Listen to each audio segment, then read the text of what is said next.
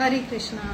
आज माघ मास की अष्टमी अर्थात भीमाष्टमी। तो भीष्म पितामह का ये प्रागट्य का दिन है और ये माघ मास की अष्टमी, नवमी, दशमी, एकादशी, द्वादशी और त्रयोदशी ये विशेष 6 दिन है। आज से प्रारंभ हो रहे हैं। तो आज भीष्माष्टमी अर्थात भीष्म पितामह का आज जन्म दिवस है। कल जो है नवमी है, माघ मास की शुक्ल नवमी, जो है माधवाचार्य सबसे बड़ा जो 4 संप्रदाय से प्रमुख जो मध्वाचार्य ब्रह्म मध्व गौड़े संप्रदाय के आचार्य, उनका तिरुभाव दिवस है। परसों दशमी जो लक्ष्मी संप्रदाय रुद्र जो लक्ष्मी संप्रदाय के जो आचार्य है जो रामानुचार्य, उनका तिरुभाव दिवस है। और फिर परसों एकादशी जो है भैमी एकादशी, और उसके उपरांत द्वादशी वो भी विशेष वराह द्वादशी है। और सबसे जरूरी त्रयोदशी जो है नित्यानंद त्रयोदशी। नित्यानंद अर्थात बलराम जी जो इस कलयुग में नित्यानंद के रूप में अवतरित हुए। तो ऐसे ये 6 प्रमुख दिन आज से प्रारंभ हो रहे हैं। तो ऐसे 6 दिनों में हम हर एक विशेष दिन के ऊपर चर्चा करना प्रारंभ करेंगे। तो आज भीष्म पितामह इनका जो है प्राकट्य का दिन है। तो भीष्म पितामह इनका नाम भीष्म कैसे पड़ा, ये कौन थे, इसके बारे में आज शास्त्र से हम यहाँ पे चर्चा करेंगे। ओम ज्ञानतिमिरान्धस्य ज्ञानाञ्जन शलाकया चक्षुरुन्मीलितं येन तस्मै श्री गुरवे नमः। नमो विष्णुपदाय कृष्णपृष्ठाय भूतले श्रीमते भक्ति वेदांत स्वामी इति नामिने। नमस्ते सरस्वती देवे गौरवाणी प्रचारिणे निर्विशेष शून्यवादी पाश्चात्य देशतारे। वाञ्छाकल्पतरुभ्यश्च कृपा सिन्धुभ्य एव च पतितानां पावनेभ्यो वैष्णवेभ्यो नमो नमः। जय श्री कृष्ण चैतन्य प्रभो नित्यानंद श्री अद्वैत गदाधर श्रीवासादि गौर भक्तवृंद। हरे कृष्णा कृष्ण कृष्ण हरे हरे, हरे राम राम राम हरे हरे।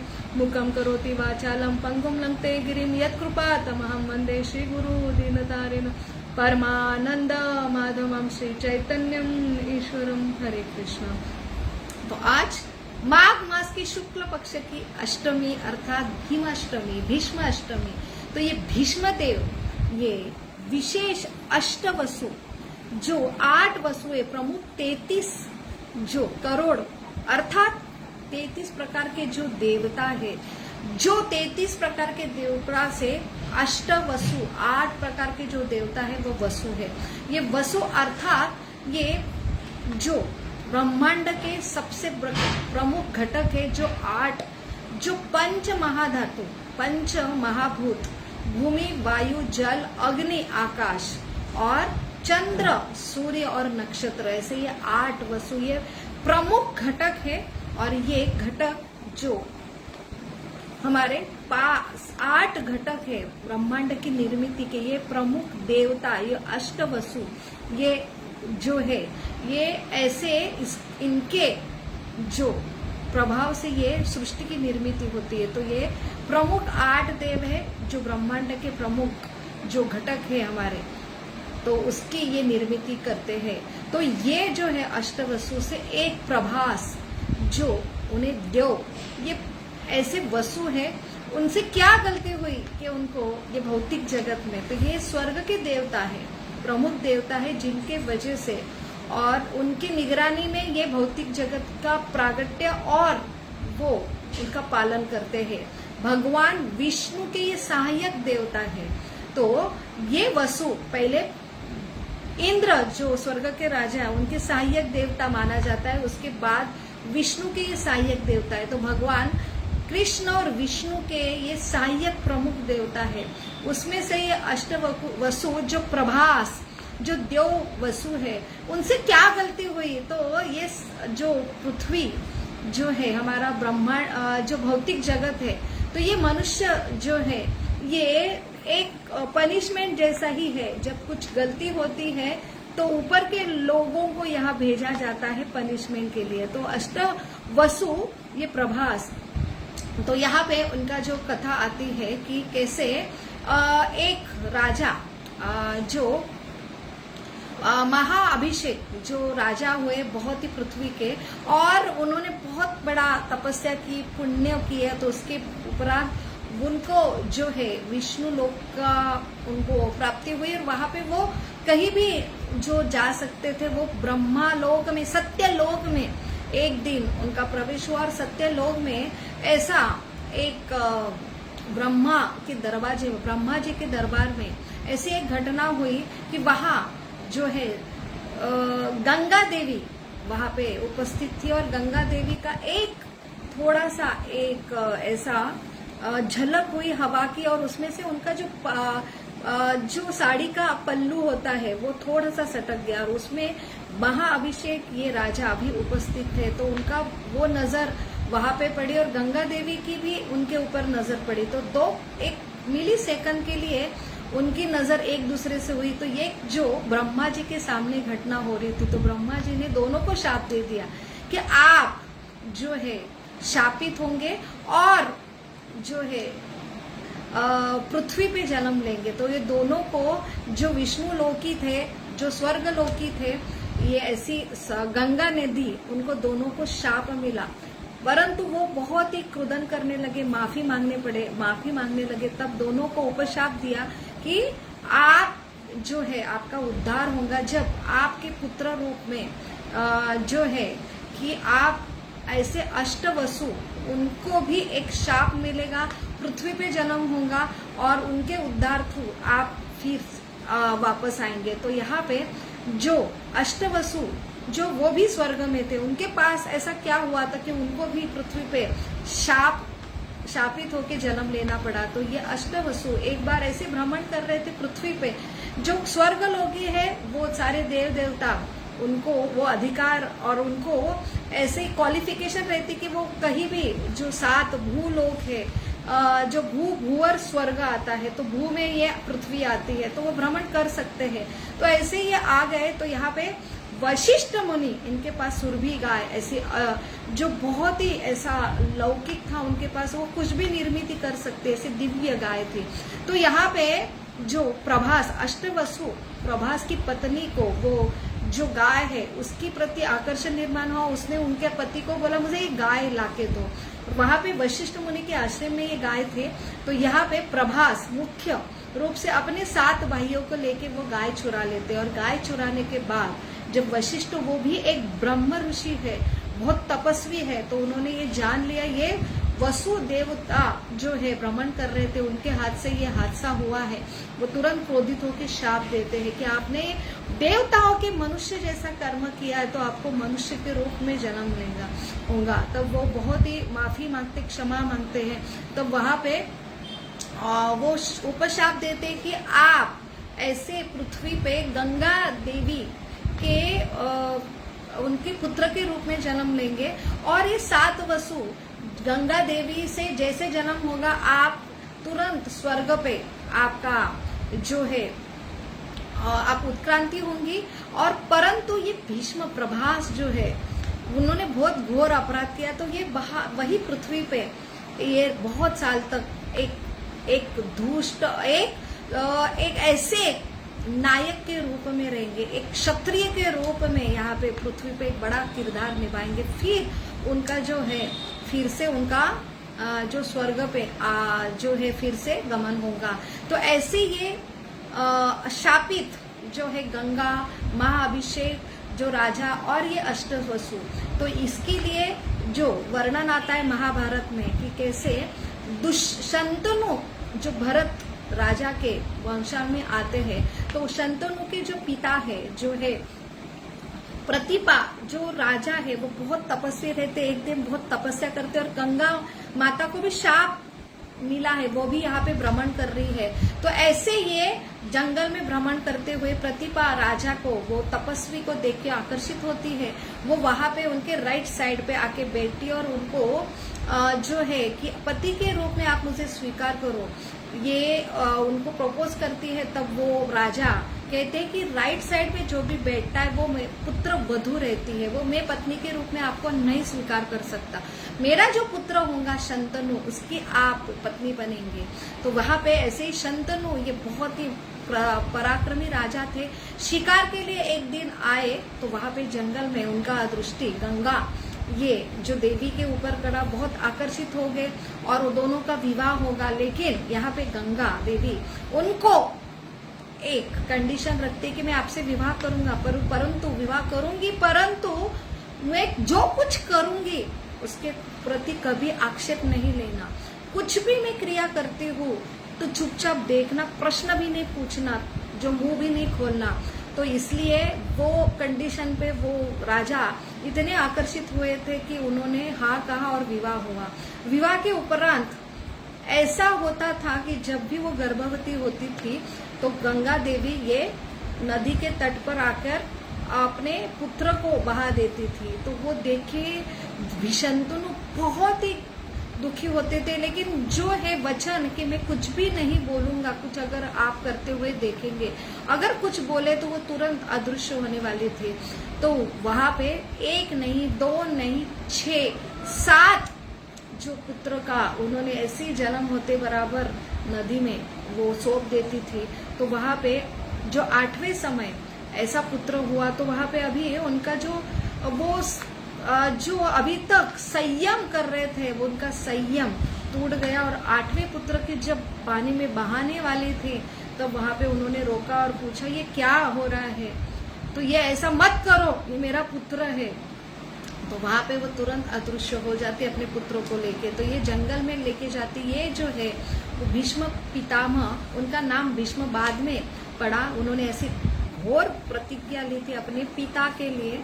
तो वहां पे उनका नाम देवव्रत था। तो वो देवव्रत को लेके वहां पे जंगल में गई और वहां पे वो ऐसा दिव्य पुत्र, अलग अलग शिक्षा उन्हें प्राप्त हुई और ऐसे क्षत्रिय का कौशल्य लेके वो वहां पे बड़े हुए। और एक दिन ऐसे ही शंतनु जब ऐसे जंगल में आए तो उसके पूर्व शंतनु राजे का विवाह होता है।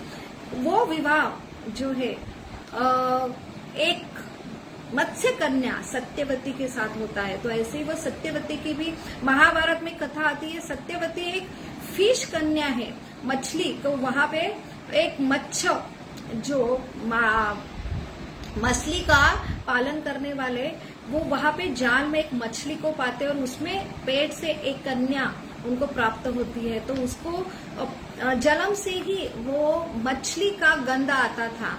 एक दिन ऐसा हुआ कि ये मछुआरे जो नौका विहार करते थे तो वहां पे एक ऐसे दिव्य पराशर मुनि वहां पे आए। तो वहां पे उन्होंने एक पुत्री, ये जो सत्यवती पुत्री थी, उनके पास मत्स्य की गंधा आती थी, उनको देख के बहुत आकर्षित हुए और अपने दिव्य तेज से उन्होंने एक ऐसा नवद्वीप तैयार किया और वहां पे उनसे एक पुत्र निर्मित हुई, वो थे वेद व्यास। तो वहां पे वो कहते कि पराशर मुनि ये दिव्य पुत्र की जन्म दाती हो, लेकिन आपका जो सबसे बड़ा एक स्त्री के लिए है कि वो नष्ट नहीं होगा, आपकी वर्जिनिटी नष्ट नहीं होगी और ये दिव्य पुत्र ये एक इतिहास निर्माण करेगा। और इसलिए आपको वो आशीर्वाद देते कि आपका जो गंध आता है मछली का वो परवरित होता है कस्तूर के रूप में। और ये घटना भूल जाते हैं सभी। और ये व्यास मुनि ये पराशर के पुत्र है, वेदवती की ये पुत्र है और वो सत्यवती के पुत्र है और वो तुरंत जंगल में चले जाते हैं। वो साक्षात भगवान कि ये ऐसे ज्ञान के अवतार है। तो ये विशिष्ट भगवान की लीला थी।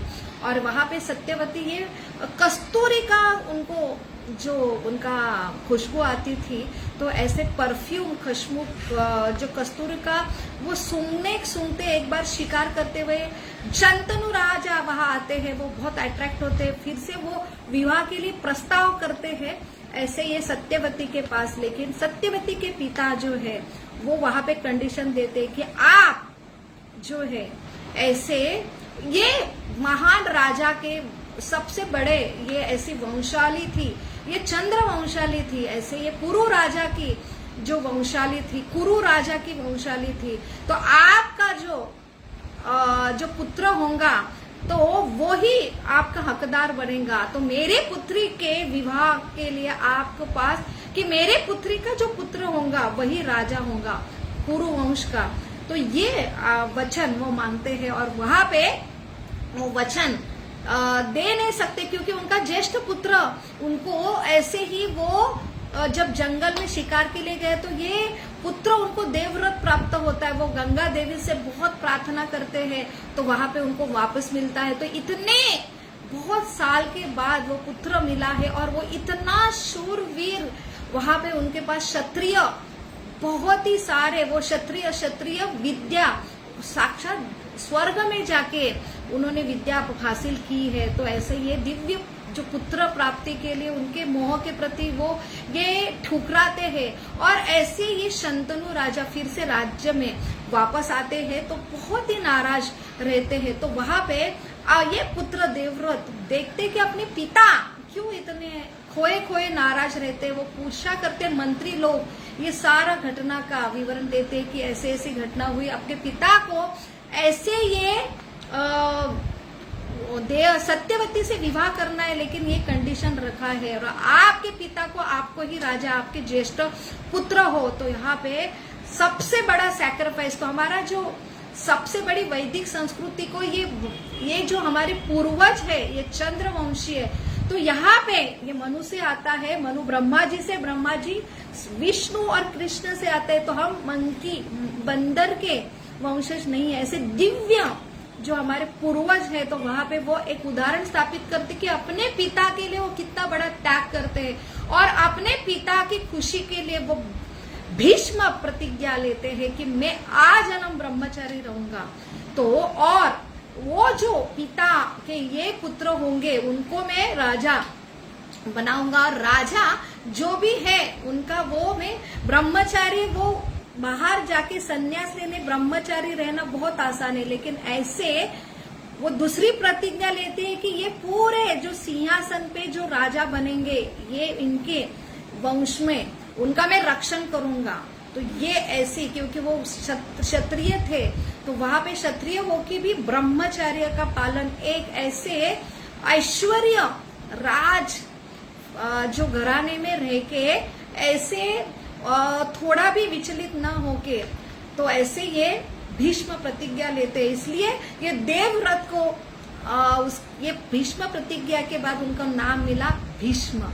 तो ऐसे और ये पिता उनसे प्रसन्न होकर उनको वरदान देते हैं कि आपको इच्छा मूर्ति का वरदान है क्योंकि आप अपने ही इच्छा से मृत्यु धारण करेंगे। तो ऐसे ये भीष्म पितामह का आज जो है वो आज का प्राकट्य दिन है। तो ये वसु थे, वो एक ऐसे देवता थे और इनको प्रभास नाम के वसु थे। उनको शाप मिला था कि उनके एक साधारण गलती से, तो ऐसे ये दिव्य पुरुष जो भीष्म पितामह, उनका सबसे बड़ा जो भगवान ने उनको जो ऐसे रूप में अपना धर्म संस्था का, जैसे ये कुरु जो दुर्योधन कौरव के पक्ष में वो लड़े एक भक्त होके, क्योंकि ये बहुत ही जरूरी था क्योंकि भीष्म पितामह की इच्छा थी वीरता और वो भगवान के लिए ना चाहते हुए भी ऐसे दुष्टों के साथ लड़े क्योंकि ये भगवान की योजना थी। तभी ये सारे भीष्म पितामह की वजह से दुर्योधन तैयार हुआ युद्ध करने के लिए और तभी ये युद्ध की घोषणा हुई और सारे जो दुष्ट कौरव और सारे बाकी के राजा जो दुर्योधन जैसे दुष्टों का साथ दे रहे थे एकत्रित जमा हुए और उनको संहार करना भगवान को पॉसिबल हुआ। तो ये सारी भगवान की योजना थी। भगवान जब भी आते तो दुष्टों का नाश और भक्तों का रक्षण करने के लिए आते और ऐसे भक्त भगवान की योजना में सम्मिलित होके जो है भगवान की योजना का एक भाग बनते हैं। तो ऐसे ही भीष्म पितामह का जो है आज का जो प्राकट्य दिन है, भीष्म अष्टमी है, तो उनको हम प्रार्थना करेंगे कैसे वो दृढ़ व्रती रहे और कैसे उन्होंने भगवान के लिए कितना त्याग किया, अपने पिता के लिए कितना त्याग किया। इसलिए तो उनको जो इच्छा मरण जो उनको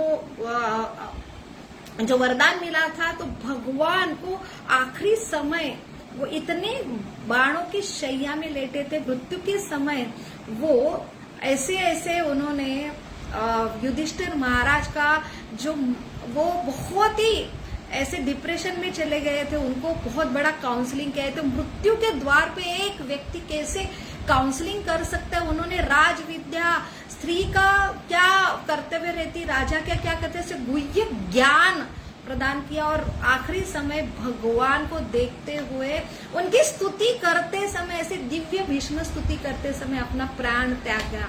तो इसलिए ऐसे ये भगवान के महाजन हैं, ये ऐसे भगवान के ऐसे भक्त हैं, तो उनका आज हम स्मरण करेंगे कि कैसे हम जो भगवान के प्रिय भक्त बनेंगे। हरे कृष्ण कृष्ण कृष्ण हरे हरे, हरे राम राम राम हरे हरे। तो आज अष्टमी, कल नवमी, परसों दशमी, एकादशी और द्वादशी और त्रयोदशी, ऐसे 6 दिन की ये श्रृंखला हम जारी रखेंगे। हरि बोल।